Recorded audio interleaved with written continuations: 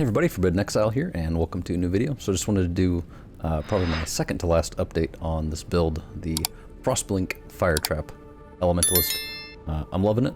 It's a slow process because I don't have a lot of time to play, as a lot of you probably don't as well. I still haven't completed the Atlas.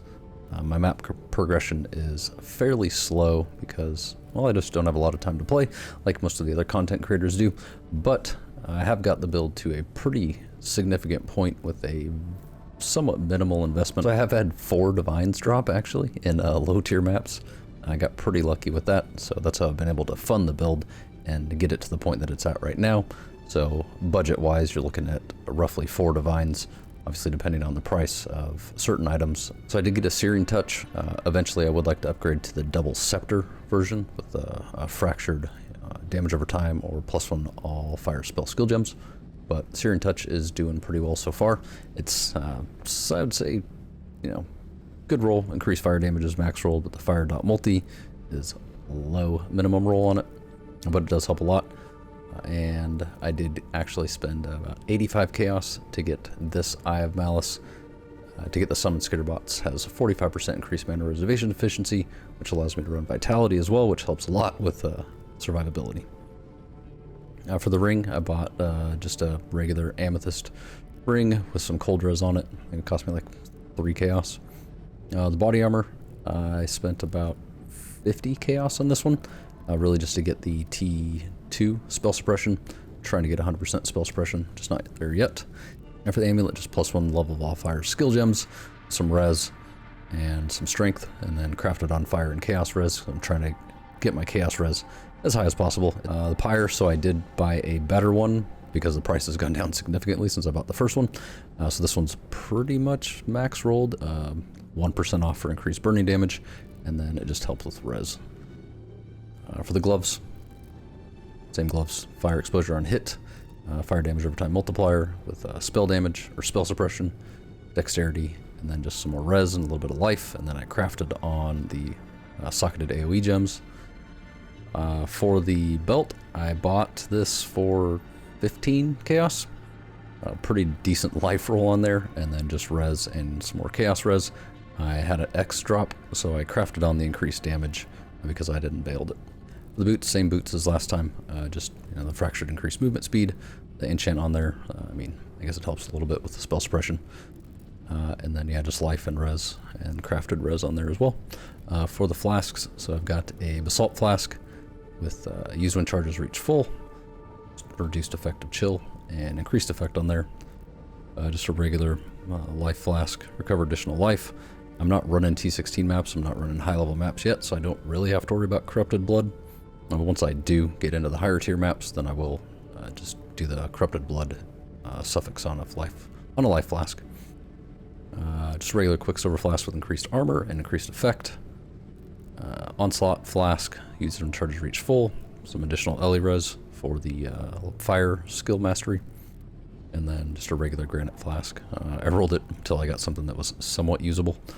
So for the gems in here, I know this is kind of a weird socket linking kind of situation here. So I just bought a 6-socket one, and it was already linked like this.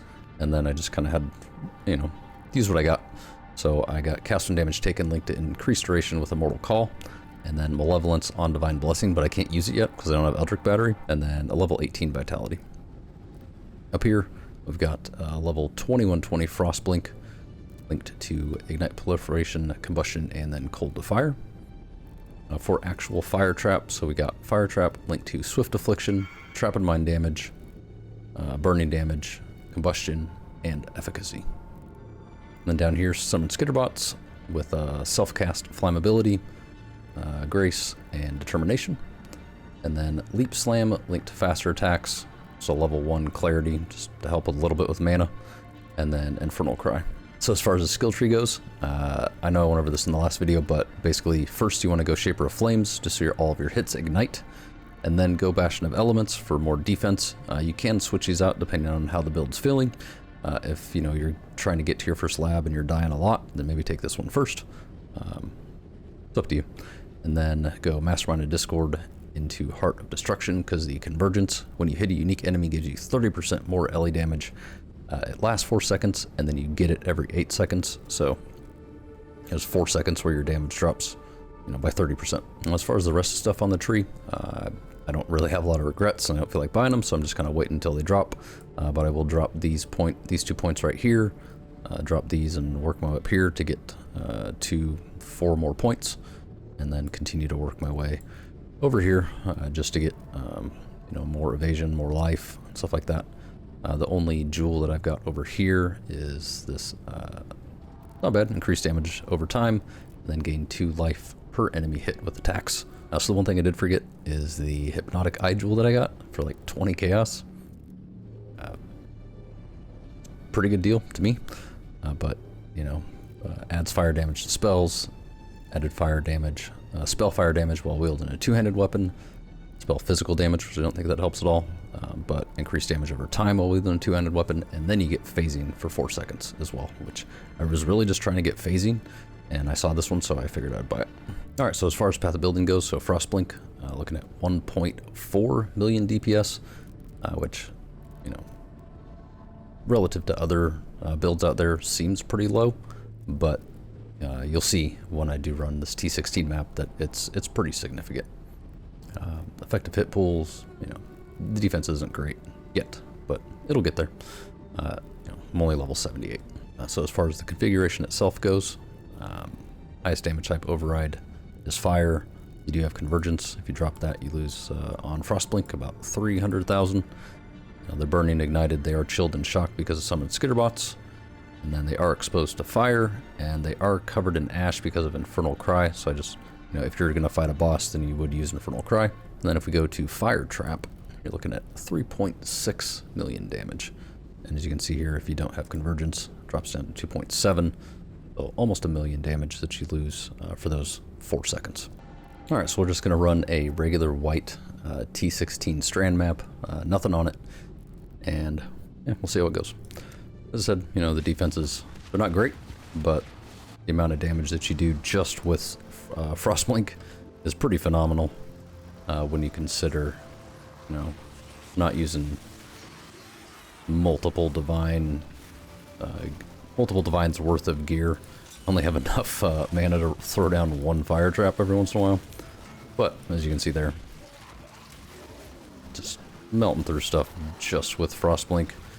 Really only use fire trap if you get, you know, a rare unique monster.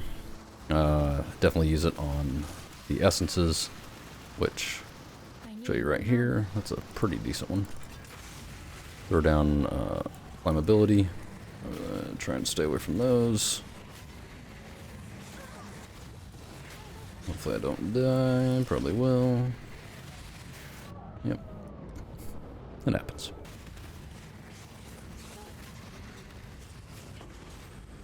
Alright, there you go. Alright, so we'll skip forward to the boss, just so you can kind of see the map boss damage is like, but, you know, being able to kill that essence monster should give you a general idea of just the significant amount of damage that you can do on such a low budget.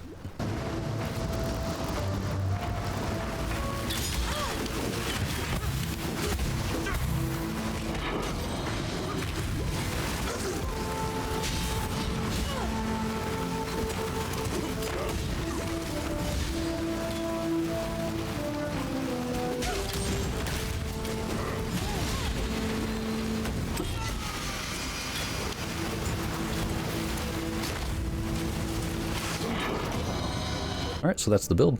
I hope you are enjoying the Crucible League as much as I am. Alright, well, thanks for watching. If you did enjoy the video, please give it a like, and if you are enjoying the content that I'm putting out, please consider subscribing because it really does help me out, and click that notification bell so you get notified when I put out another video.